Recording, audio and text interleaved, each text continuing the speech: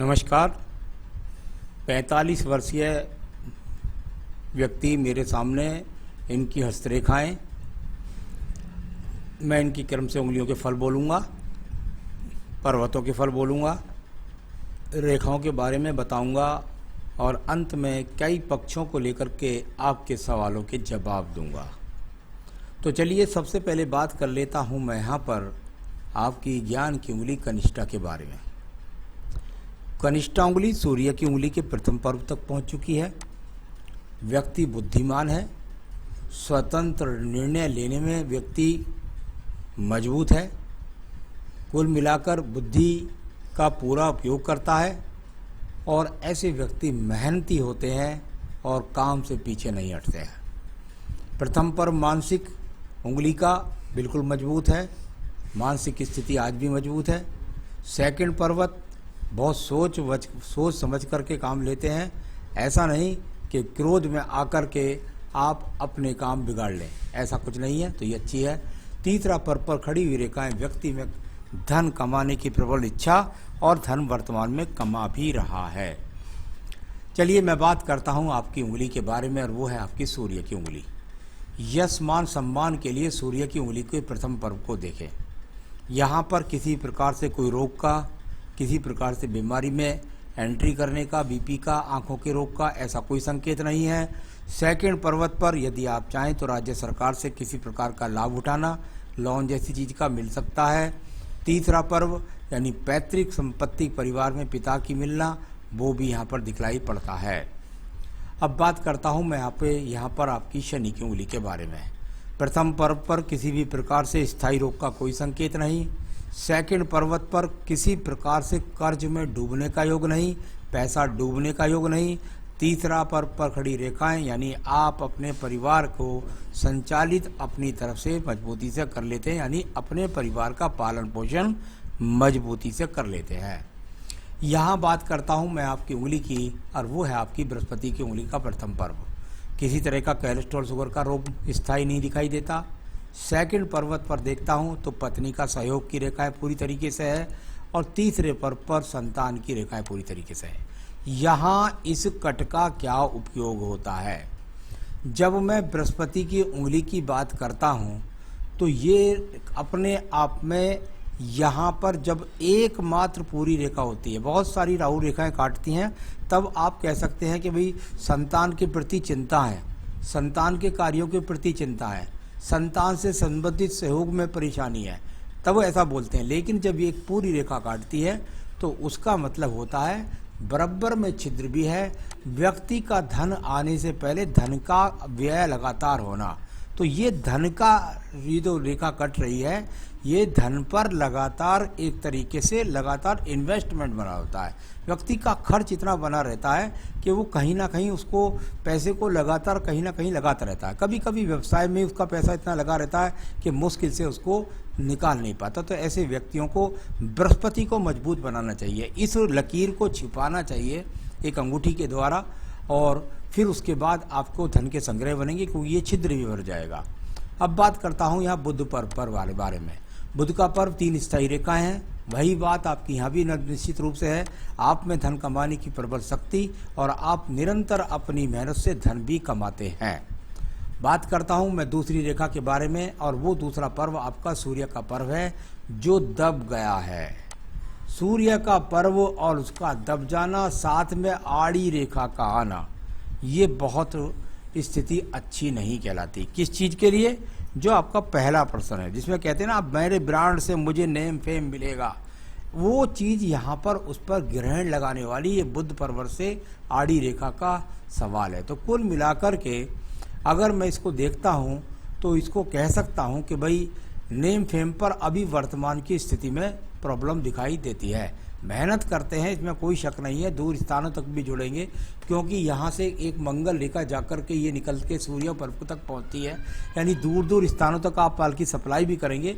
लेकिन अभी name fame के लिए आपको काफ़ी संघर्ष करना होगा।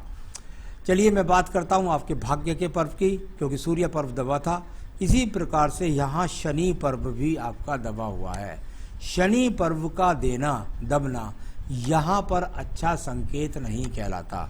यानी ये अपने आप में यदि आपका पर्वत दबा हुआ है तो ये पर्वत यहाँ पर लगातार धन तो आएगा, भाग्य साथ दे रहा है, लेकिन खर्च भी लगातार बना हुआ है क्योंकि पर्वत दबा हुआ है। तो यहाँ लगातार धन का आना, धन का लगातार इन्वेस्ट होना, इस तरह का पक्ष दिखाई दिया। अच्छी बात यह कि धन लगातार आ रहा है। यहाँ बात करता हूँ मैं आपके बृहस्पति पर्व के बारे में। यहाँ एक रेखा राहु पर्वत से सीधा सीधा निकल जाती है शनि पर्व के लिए, यानी कुल मिलाकर व्यक्ति की मेहनत में कमी नहीं है, भाग दौड़ करता है व्यापार के लिए। और एक रेखा यहाँ सीधी ऊपर की तरफ खड़ी है, यानी मंगल पर्वत से जाकर बृहस्पति को देखती है। ऐसा नहीं है, व्यक्ति पूजा पाठ भाव भी रखता है। तो ये इस तरह का संकेत है। यहाँ कोई जहाँ पर ज़्यादा चतुर्भुज नहीं मिला मुझे, किसी प्रकार का बड़ा त्रिभुज नहीं मिला। तो हो सकता है संपत्तियाँ जो ले रहे हो आप पति के नाम, पत्नी के नाम से ले रहे हो। चलिए अब बात करता हूँ यहाँ पर मैं आपकी रेखा की, और वो है आपकी हृदय रेखा। बहुत ही सुंदर स्वरूप के साथ में आपकी हृदय रेखा, और हृदय रेखा जहाँ पर कहीं भी कोई दीप नहीं बनाती, कोई जाली नहीं बनाती, यानी कुल मिलाकर स्वास्थ्य भी ठीक और साथ ही साथ पत्नी का स्वास्थ्य भी ठीक और हृदय रेखा भी अपने आप में ठीक। यहाँ कुल मिलाकर इसमें से आप ज़्यादा किसी के काम नहीं आते, कोई आपके ज़्यादा काम नहीं आता। मुझे कुल मिलाकर ज़्यादा बेचैनी है इस हृदय रेखा के अंदर नहीं दिखाई दी। जब जब हृदय रेखा इतनी स्पष्ट होती है तो वो हृदयांगनी की रेखा होती है।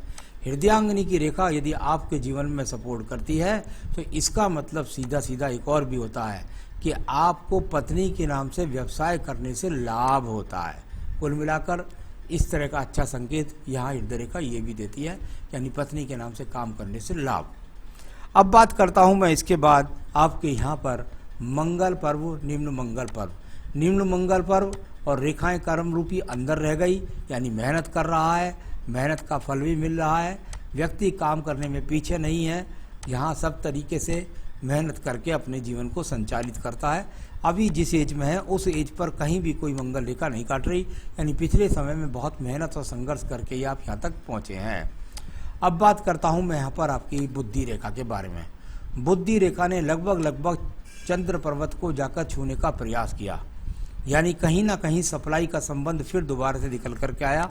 व्यक्ति दूर स्थानों से जुड़कर सप्लाई करके और वहाँ से या दूर स्थानों से ही कोई चीज़ सप्लाई करके खरीद के लाना और उसे स्थान से बिकना, ये इस तरह का संकेत है। निर्माण के बारे में अगर बात करता हूँ तो उस निर्मित व्यक्ति को निर्माण करके दूसरी वस्तु को दूर स्थानों तक पहुँचाना, बहुत अच्छी बुद्धि रेखा है। कोई दीप नहीं है, कोई एक्स नहीं है, किसी प्रकार का काला तिल नहीं है, कोई यहाँ पर अशुद्ध चीज़ दीप यहाँ पर इस पर नहीं बना हुआ है।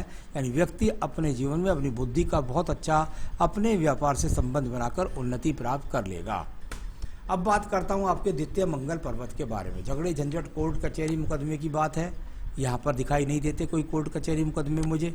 यहाँ अगर चंद्र पर्वत की बात करता हूँ, यहाँ पर अगर जब जब भंवर जैसी स्थिति बन जाती है, जो नाड़िका रेखाओं के अंदर भंवर जैसी स्थिति नज़र आ रही है, इसका मतलब होता है कि व्यक्ति अपने जीवन के अंदर कुल मिलाकर अगर ज़्यादा गमन करेगा, ज़्यादा दूर के लोगों से जुड़ेगा तो उनसे लाभ प्राप्ति कर लेगा। ये इस तरह का साथ ही साथ योजनाओं के लगातार दिमाग में चलते रहने का संकेत दिखलाता है। अब बात करता हूँ मैं इसके बाद में आपकी रेखा, और ये थोड़ा सा मध्यम हो रही है, इसको बोलते हैं बुध रेखा। इसको व्यापार के लिए भी इस्तेमाल कर लेते हैं, इसको रोग के लिए भी कर लेते हैं। रोग तो कहीं दिखाई नहीं देता इसमें। व्यापार का थोड़ा मध्यम स्थिति इस समय है, थोड़ा हल्की हो रही है, तो थोड़ा व्यापार में इस समय उठान नहीं आ रहा आपकी प्रगति आपके अनुसार। तो ये इस तरह की रेखा है, छोटी छोटी चंद्र रेखा से निकलने वाली रेखाएं प्रगति के लिए, सोच के लिए मानी जाती हैं। आप सोच रखते हैं प्रगति के लिए, किसी भी तरह से नीचे वाले पर्वत पर कोई बुरा चिन्ह नहीं है। व्यक्ति किसी प्रकार का भी अपने जीवन में बुराई से संकेत नहीं है, बुरे खान पान का संकेत नहीं है। ये रेखा दो मुखी होकर आपकी भाग्य रेखा में मिलती है, यानी इस प्रकार से व्यक्ति को पैतृक संपत्ति मिलती है, उससे व्यक्ति स्वयं से निर्मित होकर पहले चलता है। इस ऐसे समझिए। दूसरा, यहाँ से इस शाखा का मिलना, पत्नी के आने के बाद या पत्नी से संबंधित व्यापार या नाम से व्यापार करने से व्यक्ति को लाभ। तीसरा, ये संतान सुख से जाकर आपकी रेखा में मिलना, यानी आने वाले समय में संतान से भी सुख। तो ये सब संकेत शुक्र पर्वत पर अच्छे हैं। हाँ, इसमें कोई भी शंका नहीं है कि आपके पास भाग्य रेखा कोई ज़्यादा खराब नहीं है, ये लगातार चलती रहती है। थोड़ा बहुत उतार चढ़ाव तो हर व्यक्ति के जीवन में आते रहते हैं। अब बात करूंगा मैं इसके बाद में आपके यहाँ पर शुक्र पर्व के बारे में। शुक्र पर्व थोड़ा सा नीचे जाकर जरा मार्वल्स रेखाओं के द्वारा है। यहाँ पर बस इसको कह सकते हैं, हाँ मैं अपने जीवन में कुछ लग्जरियस सा चाहता हूँ, वो उसके लिए मैं अभी प्रयासरत हूँ, इस तरह बोल सकते हैं। आयु रेखा को यदि आप देखेंगे तो ये बहुत अच्छी जाकर के आपकी यहाँ पर भाग्य रेखा के साथ संपर्क करके मिलती है। इसको लगभग 78-80 वर्ष की कहते हैं। तो ये मैंने आपको इस तरीके से प्रत्येक रेखा के बारे में यहाँ पर आपको बताया। यहाँ पर संतान रेखाएं देखता हूँ। संतान रेखाएं आपके हाथ से 2 से 3 चमकती हैं, पत्नी के हाथ से अच्छी तरीके से पता लगती है। राहु स्थान से कोई लॉटरी का योग नहीं है। केतु स्थान से अचानक किसी प्रकार का रोग का संकेत नहीं है। तो ये सब आपके हाथ की रेखाएं कहती हैं। एक मंगल रेखा भी आपके हाथ के अंदर है। इसने आपका जीवन में 40 वर्ष के बाद साथ छोड़ दिया, यानी इसके बाद में अगर कहें तो आप अपनी मेहनत से स्वयं संचालित हुए हैं। तो ये सब रेखाओं का होता है इस प्रकार से फल बोलने का तरीका। लेकिन सवाल के लिए बहुत सारे पक्ष देखे जाते हैं, उनसे मैं आपके सवालों का जवाब देता हूँ। बिजनेस के में प्रॉब्लम है, क्या मेरा ब्रांड चमकेगा, ये आपने मुझसे पूछा। अभी यहाँ आपका ब्रांड चमकने का तो कोई हो नहीं। वो ब्रांड वाली जो स्थितियाँ होती हैं उसके लिए शनि पर्व का अच्छा सा उठना, सूर्य पर्व का अच्छा सा सहयोग, बृहस्पति पर्व पर बनने वाले अच्छे शुभ चिन्ह वो होते हैं जो ब्रांड से नेम फेम दिलाते हैं। तो नेम फेम नहीं, पर काम चलता रहेगा आपका, ऐसा कोई बुरी बात नहीं है। जो आपका यथा स्थिति है इसमें कभी आप नीचे नहीं जाएंगे। आपने अपने घर के बारे में जो पूछा है उसके लिए मैं कुछ उपाय बताऊंगा जिसमें आप जल्दी से जल्दी प्रवेश कर सकें। अगर आपने वो उपाय किए तो निश्चित रूप से आप जानिएगा कि आप 2022 में अपने मकान में एंट्री कर जाएंगे।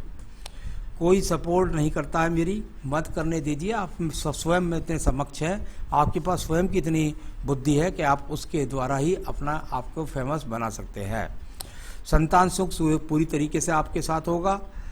माँ बाप की आप बुढ़ापे तक सेवा करेंगे, उनके सहयोग की नहीं, आप उनको निश्चित रूप से उनको सहयोग करते रहेंगे, तो उनका सहयोग भी मिलेगा, ऐसी बात नहीं है। भाई बहन से भी संबंध ठीक ठाक रहने वाले हैं। इन फ्यूचर हेल्थ के बारे में आपने पूछा है और बेटे के सपोर्ट के बारे में। हेल्थ से संबंधित अभी कोई इश्यू दिखाई नहीं देते, बेटे का सहयोग आपको मिलेगा। वाइफ आपके लिए लकी है, ये मैं आपको पूरे हाथ में कई बार बोल चुका हूँ। उनके नाम से लगातार काम करते रहिएगा तो आपके जीवन में सब कुछ ठीक हो। इसके लिए मैं आपको उपाय बताता हूँ। वो उपाय करेंगे तो निश्चित रूप से जो आपका वो छिद्र है वो भी भरेगा और साथ ही साथ अपने जीवन में आप अच्छी तरीके से आगे बढ़ सकेंगे। क्या करें आप? एक तो इस उंगली के अंदर पुखराज जल्दी से जल्दी पहनिए, क्योंकि मुझे धन का कारक और एक वो बड़ी लाइन जो आ रही थी उसको दोनों को ढकना है। तो यहाँ पर इसको अगर आप पहनेंगे तो ये आपको निश्चित रूप से आपके जीवन के अंतर्गत आपके धन के स्रोत को बढ़ाएगा। तो आपके व्यवसाय को बढ़ाएगा, धन के स्रोत को बढ़ाएगा, संतान सुख को दिलाएगा, पत्नी के से सहयोग को दिलाएगा। इतने सारे इसके लाभ हैं। तो पुखराज आपका रत्न बनता, आप चाहे तो मुझसे मंगा सकते हैं, मैं आपके स्थान तक पहुंचा सकता हूं। ओम ब्रह्म बृहस्पति नमः। जो भी पूजा करते हैं करिए, लेकिन इस माला का जाप आप रोजाना 3 माला का जाप ये घर पर पढ़ कर जाइए। तो ये आप करिए। साथ में आपको मंगल और शनिवार को सुंदरकांड पढ़ना है। यदि आप चाहते हैं जल्दी से जल्दी आपके मकान में आप एंट्री हो जाएं, आपके सब कोई दुश्मन आपसे हार जाएं, आपको सभी भाई बहन लोग सपोर्ट करने लगें, तो मंगलवार शनिवार का सुंदरकांड भी पढ़ना होगा। ये करिए, आपको यदि जीवन में अच्छी तरक्की चाहिए। नमस्कार।